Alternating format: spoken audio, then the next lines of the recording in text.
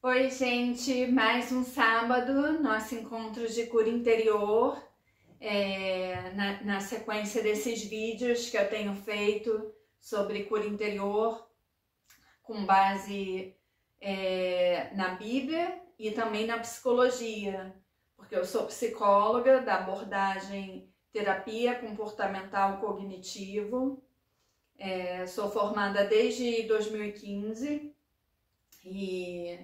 e abrir esse espaço para a gente falar aqui de algumas questões que são muito recorrentes no consultório. Hoje eu já nem me baseio mais na apostila que eu tenho disponibilizado no Hotmart para vocês, da época que eu ministrava uma reunião de cura interior numa igreja. Mas aí depois eu fui fazer faculdade, né?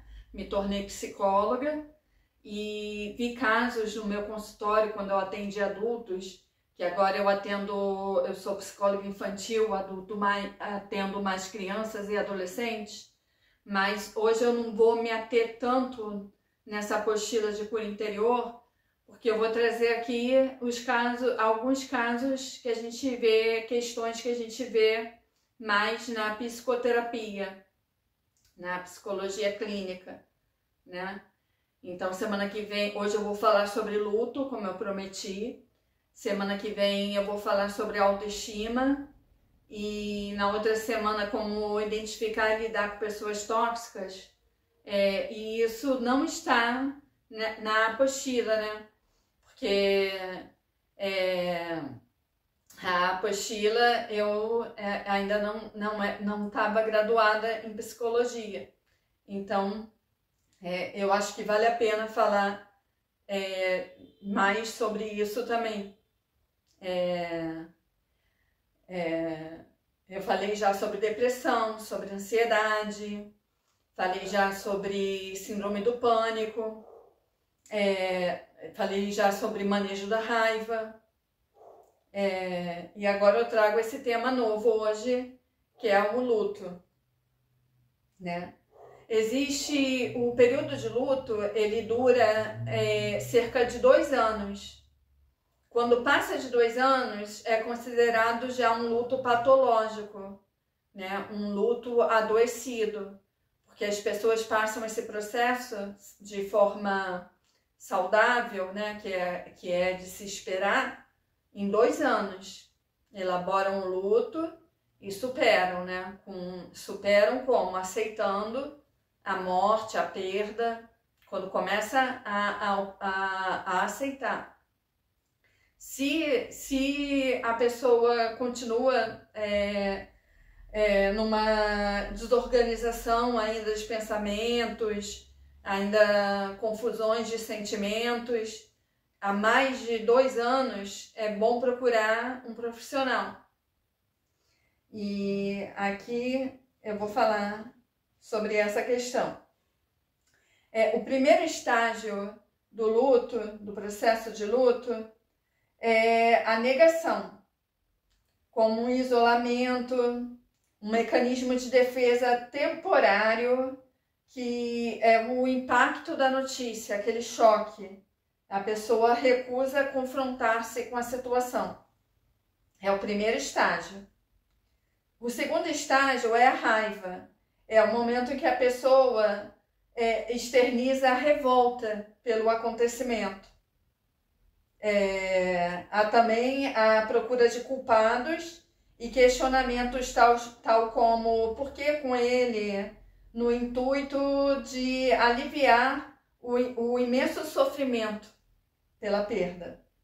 O terceiro estágio é uma espécie de barganha, que você tenta fazer um acordo com um acordo, negociar, né, com Deus, segundo suas crenças,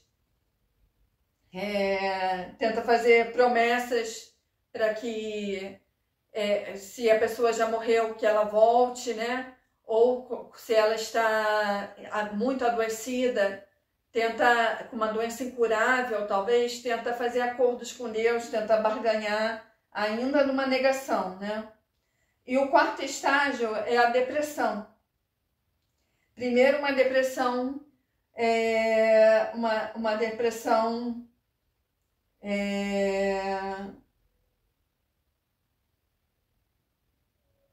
já pela perda estabelecida, e depois uma depressão preparatória, que é o momento em que a aceitação está mais próxima. Então é normal ter depressão, né? Faz parte quando está caminhando para a última fase, que é para vir a superação, que é quando você começa a aceitar. Tem uma outra classificação que coloca 4 fases: o entorpecimento, que é o choque, né, da notícia,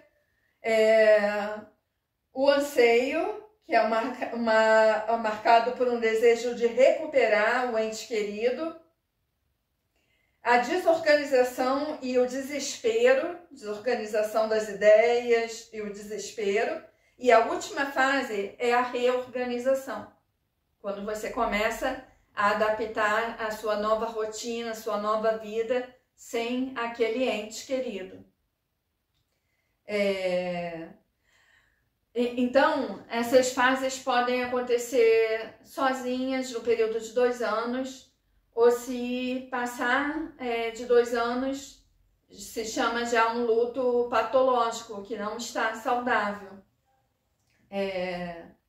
E aí você pode procurar um profissional para ajudar você a se reorganizar, né? Reorganizar seus pensamentos, sentimentos e essa nova etapa da sua vida sem a presença daquele ente querido. O luto também pode ser comparado a perdas, não de morte, né? Mas perdas de um casamento, perdas de um emprego. Você também passa por esses estágios, né? Em menor grau, né? Também é tido como uma espécie de luto. Então, o choque, a negação, a raiva, a barganha, a depressão e a aceitação. É claro que elas não vêm nessa ordem. Pode vir uma fase sem ser nessa ordem que eu falei. Pode acontecer de você voltar a uma outra fase, entendeu? E aí, como a gente trabalha na psicoterapia?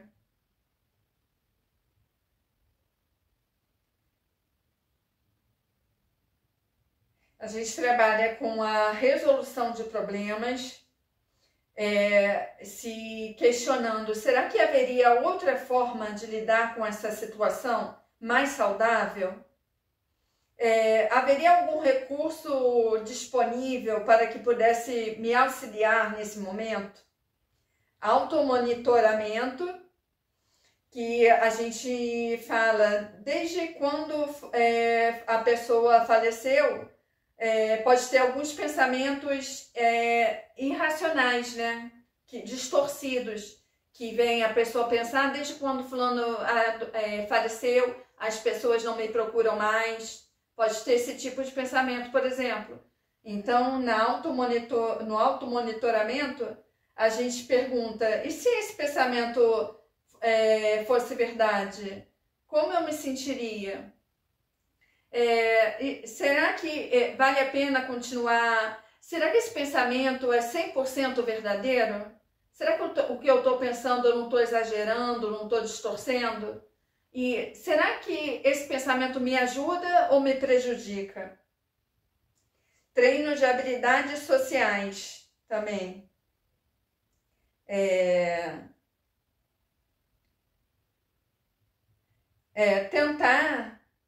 Tentar retomar a vida, né? Pensando, o que aconteceria se ao menos eu tentasse? Se eu tentasse me levantar, se eu tentasse fazer uma atividade nova, retomar minha vida. Tem estratégias de coping também. Quando que você procura pensar assim, quando você enfrentou uma situação difícil, como você lidou com ela?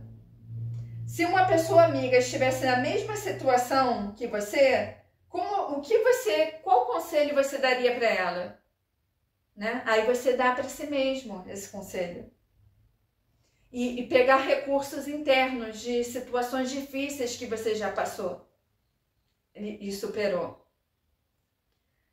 Então, a elaboração do luto depende também da nossa vivência, né? De recursos internos que a gente possua também. Se a gente possui mais recursos internos, a gente consegue lidar melhor. Por isso que às vezes é mais difícil para a criança, né? O luto infantil. A reestruturação cognitiva. Você se pergunta, qual vantagem tem em manter esse pensamento irracional? Qual seria o pensamento mais saudável nessa situação? E depois, a prevenção de recaídas. Que você fala, que estratégias disponíveis me auxiliam nesse momento? A psicoeducação é o que eu estou fazendo aqui com vocês. Registros de pensamentos disfuncionais, anotar todos os pensamentos negativos e depois fazer um questionamento se eles não estão distorcidos, exagerados, irracionais.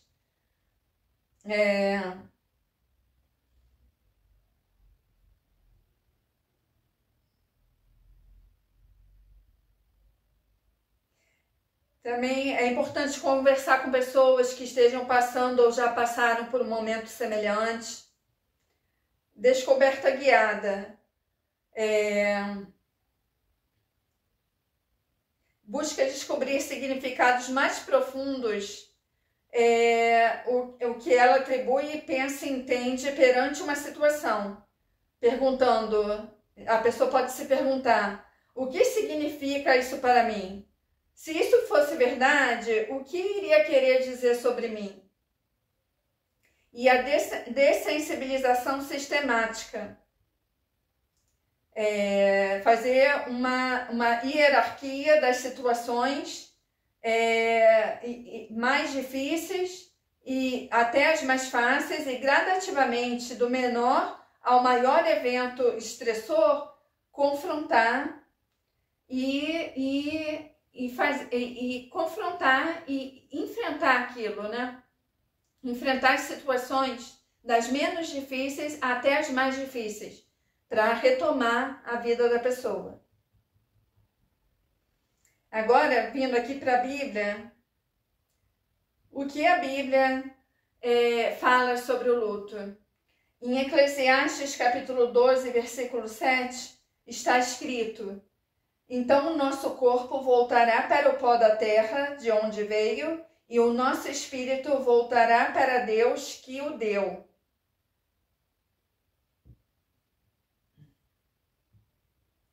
Também tem várias passagens aqui que a Bíblia fala que quando um personagem da Bíblia, né, que foi real, esses personagens verídicos que estão relatados na Bíblia, principalmente no Antigo Testamento, quando eles vinham a falecer, a Bíblia fala, e dormiu com os seus pais, né?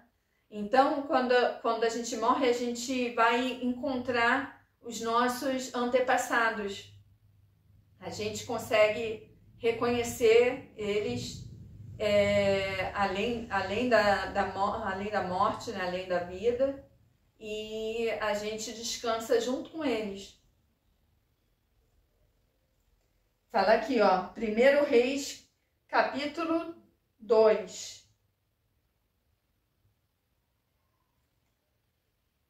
E o rei Davi foi dormir com seus pais. Segunda Crônica, capítulo 21, versículo 1. Depois, Josafá dormiu com seus pais. 1 Reis, capítulo 15, versículo 24. E Asa dormiu com seus pais e foi sepultado. 1 Reis, capítulo 2, versículo 10. Então Davi repousou com os seus antepassados. e tem inúmeros versículos semelhantes.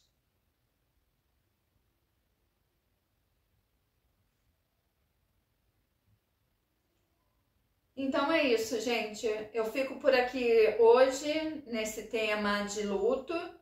Semana que vem eu venho com autoestima, que eu não falei na época que eu fazia reunião de cura interior na igreja, eu não falei sobre autoestima, não falei sobre pessoas tóxicas, nem sobre luto. E dessa vez, aqui nesses vídeos, eu venho falar, né? E ao final, né, depois do vídeo superação, que é um capítulo que tem na apostila, aí eu vou divulgar para vocês o meu processo de mentoria, para quem quiser participar, tá bom? Então é isso, eu fico por aqui hoje, espero que tenham gostado de mais esse vídeo, não deixe de curtir e se inscrever no canal, para receber as próximas notificações assim que um vídeo novo for postado. E os nossos encontros de cura interior é todo sábado ao final da tarde. Espero vocês!